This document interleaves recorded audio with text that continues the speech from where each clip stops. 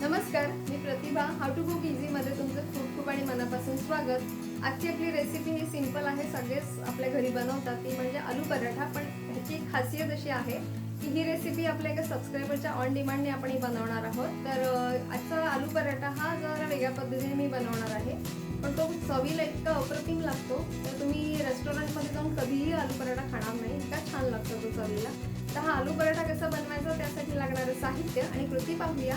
पण चॅनलवर नवीन असाल तर चॅनलला नक्की लाईक, शेअर आणि सबस्क्राईब करा. बेल आयकॉन प्रेस करा, म्हणजे जेव्हा व्हिडिओ पोस्ट होतात त्याचं नोटिफिकेशन तुम्हाला मिळेल. तर हा चमचमीत असा आलू पराठा कसा बनवायचा त्यासाठी लागणारं साहित्य आणि कृती पाहूया. आलू पराठा बनवण्यासाठी लागणारं साहित्य पाहूया. 2 उकडलेले मोठे बटाटे घेतलेले आहेत, 1.5 चमचा लिंबाचा रस, एक मध्यम आकाराचा कांदा एकदम बारीक चिरून घेतलेला आहे, मूठभर कोथिंबीर बारीक चिरून, 1 चमचा आलं लसूण हिरवी मिरचीची पेस्ट आणि एक छोटी हिरवी मिरची मी बारीक चिरून घेतलेली आहे. ही ऑप्शनल आहे, ही तुम्ही स्किप केली तरी चालेल. पाव चमचा कसुरी मेथी, पाव चमचा बारीक चुरडून घेतलेला ओवा, चवीनुसार मीठ, पाव चमचा हळद, अर्धा चमचा लाल तिखट, पाव चमचा चाट मसाला, पाव चमचा आमचूर पावडर आणि पाव चमचा गरम मसाला. आता आपण पुढचं साहित्य पाहूया. आता ह्या आलू पराठासाठी मी एक स्पेशल मसाला बनवणार आहे, म्हणजे एक मसाल्याची पावडर बनवणार आहे. त्यासाठी आपण लागणारं साहित्य पाहूया. 2 चमचे धणे आहेत, अख्खे धणे आहेत हे, 1 चमचा जिरे, 1 चमचा बडीशोप आणि 7 ते 8 काळी मिरी. आता हे काय करायचं माहिती आहे का, सगळे हे जे आपण जिन्नस आहेत ते पॅनवर एक साधारण 2 मिनटं भाजून घ्यायचे आणि त्याच्यानंतर थंड करायचे आणि मग ह्याची अशी पावडर बनवायची. हे बघा, मी हा मसाला घरी बनवून ठेवते. तुम्ही हा फ्रीजमध्ये साधारण महिना ते 1.5 महिना बनवून ठेवू शकता. तुम्ही तुम्हाला कधीही पराठे बनवायचे असतील किंवा एखादी छान अशी नॉर्थ साईडची कुठली बटाट्याची भाजी बनवायची असेल तर हा मसाला फार चविष्ट लागतो भाजीमध्ये. सो हे बघा, ही पावडर मी बनवून ठेवलेली आहे, तर ही आपण वापरायची आहे त्याच्यामध्ये 1 चमचा ह्या प्रमाणामध्ये. आता एका परातीमध्ये मी गव्हाचं पीठ घेतलेलं आहे. हे पीठ 2 वाट्या ह्या प्रमाणात आहे.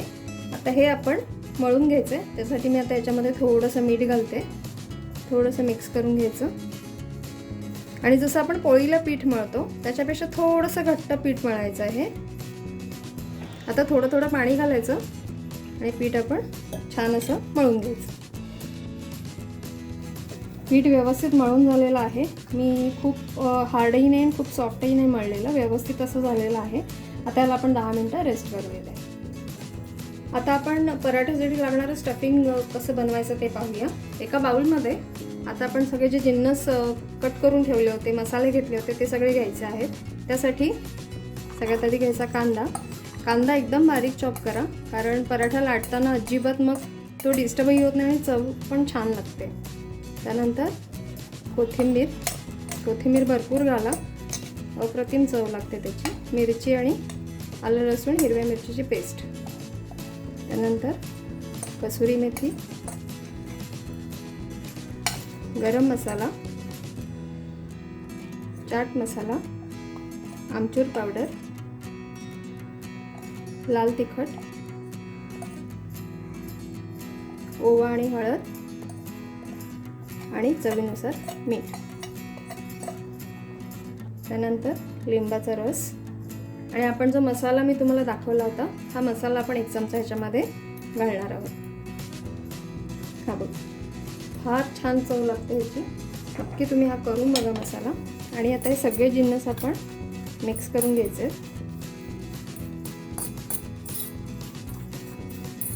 मसाले कधी पण पराठा बनवताना आधी हे असे सगळे मसाले एकत्र करून घ्या.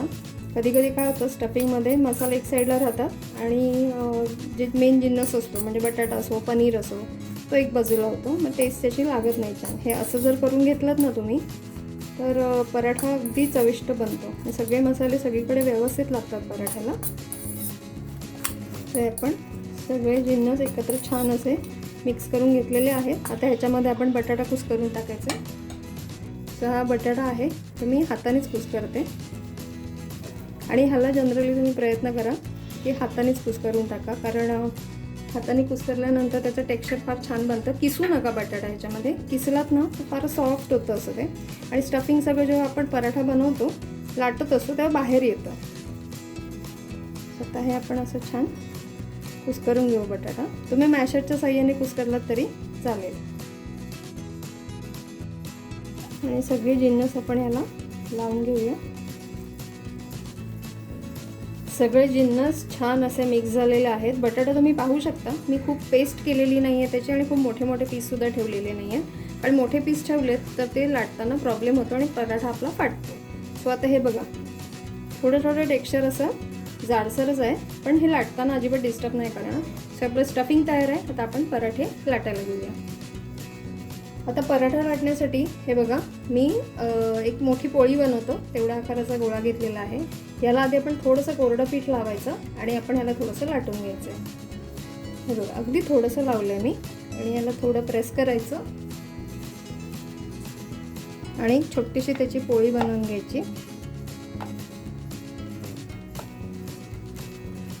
हे बघा ही अशी पोळी बनवून त्याची घ्यायची. त्यानंतर त्याला असा वाटीचा शेप द्यायचा आणि जनरली प्रयत्न करा साईडनीच थोडंसं लाटा, मधून लाटू नका. मधून लाटलं तर पराठा मध्ये फाटू शकतो. सो आता जेवढा पोळीचा गोळा घेतलेला तेवढंच आपण स्टफिंगचा गोळा घ्यायचा आहे. तो ह्याच्यामध्ये ठेवायचा आणि याला असं थोडं प्रेस करायचं. प्रेस करत करत त्याला असं वरती आणायचं पिठाला आणि छान असं त्याचं सील करून टाकायचं.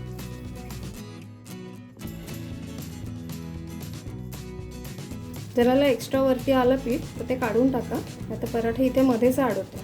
आता ही स्टेप झाल्यानंतर सगळ्यात महत्त्वाची थोडंसं भाकरी कशी करतो आपण तसं ह्या गोळ्याला असं दाबून घ्यायचं आहे.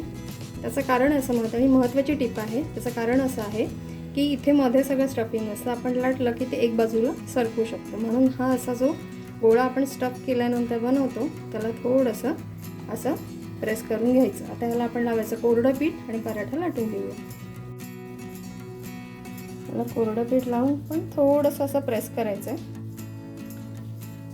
या छोटे छोटे टिप्स आहेत. अशा पद्धतीने पराठा केला तर पराठा कधीच फुटत नाही, कोणताच पराठा.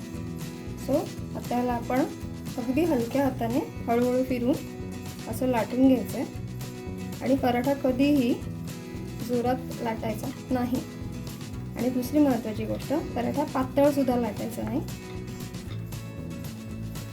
आता तुम्हाला ज्या साईजचा बनवायचा त्या हिशोबाने तुम्ही पोळीचं पीठ घेऊ शकता. हे बघा स्टफिंग आपलं सगळीकडे व्यवस्थित पसरलेलं आहे आणि पराठा उलटपलटसुद्धा करायचा नाही लाटताना.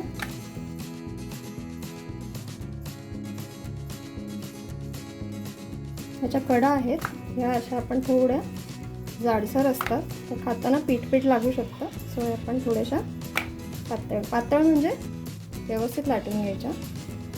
हे बघा पराठा व्यवस्थित लाटून झालेला आहे. आता आपण तुम्ही पाहू शकता मी खूप जाडही नाही केलं आणि खूप पातळही नाही केलं. सो पराठा झालेला आहे. तव्यात टाकताना अजून एक महत्त्वाची गोष्ट ही खालची बाजू तव्यात गेली पाहिजे. सो आता आपण पराठा शेकून घेऊया. पॅन गरम झालेला आहे. त्याच्यावर आपण पराठा घालून घेऊया आणि लो टू मीडियमवरच आपण हा पराठा शेकवून घ्यायचा आहे, कारण पराठा आपला पोळीपेक्षा थोडा जाड असतो. तो हा शेकायला थोडा वेळ जास्ती लागू शकतो. त्याच्यामुळे तो आतून कच्चा राहू नये यासाठी त्याला लो टू मीडियमवरच व्यवस्थित आपण शेकवून घ्यायचं आहे. 1-1.5 मिनिटानंतर आपण पराठा उलटवून घ्यायचा आहे. हे बघा एक बाजू व्यवस्थित अशी होत आलेली आहे. आता हा थोडासा फ्लेम आहे तर आपण जरा मोठी करायची आहे म्हणजे खालची बाजू सुद्धा आपली व्यवस्थित शेकली जाईल. हा दोन्ही बाजूने छान असा फिरवून घ्यायचा. असा कडा असतात त्या शेकल्या जात नाही. असं व्यवस्थित दाबायचा म्हणजे पराठा व्यवस्थित शेकला जातो.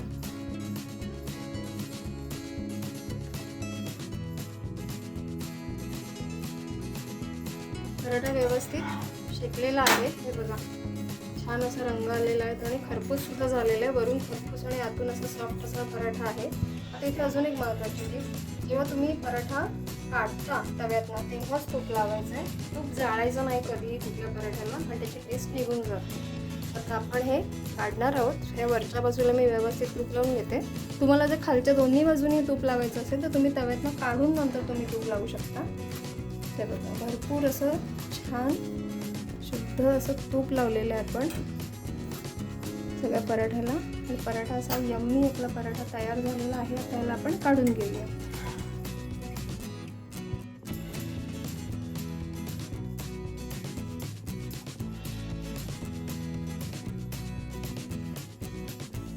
तर चवदार असा हा आलू पराठा नक्की करून पहा. फार मसालेदार आणि मस्त अशा मसाल्यांचा सगळा फ्लेवर या आलू पराठ्यामध्ये लागतो. त्याबद्दलची तुमच्या प्रतिक्रियासुद्धा मला कळवा. आणि जसं आपल्या एका सबस्क्रायबरनी ही डिमांड केली होती ती आपण आज ह्या व्हिडिओतनं फुलफिल करत आहोत. तर तुम्हाला सुद्धा अशा काही रेसिपीज पाहायच्या असतील तर मला कमेंट्स बॉक्समध्ये नक्की मेन्शन करा. मी त्या रेसिपी बनवण्याचा नक्की प्रयत्न करेन. आपण पुन्हा भेटूया अशा छान मस्त रेसिपीसह. तोवर स्वस्त राहा, काळजी घ्या.